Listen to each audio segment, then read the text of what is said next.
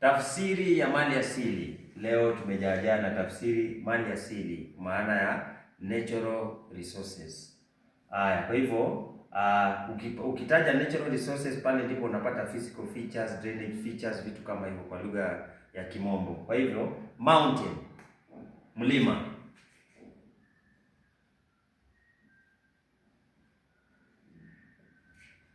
Hill, kilima.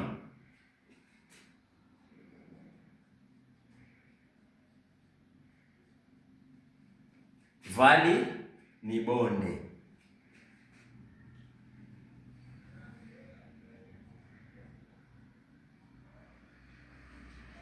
Volcano tunaita kasoko.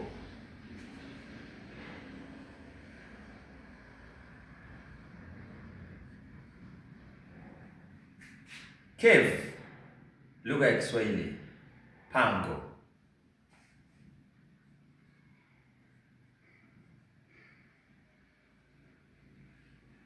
Desert, tunahitaji mtazamaji desert katika lugha ya Kiswahili.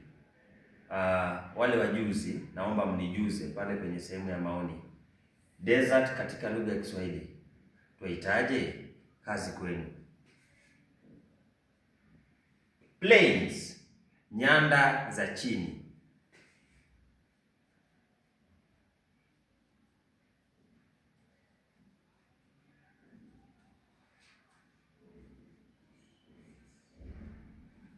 Plateau, nyanda za juu.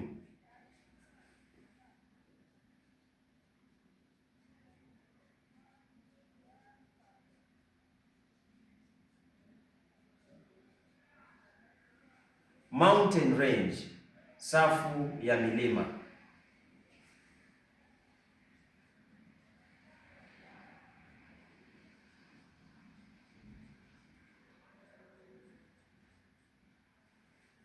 Bay ni guba, guba.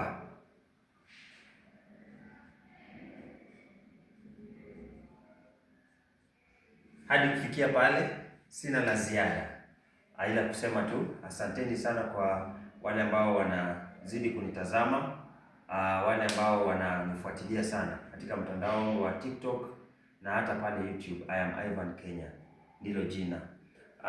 Zidi kufollow, like, share, comment.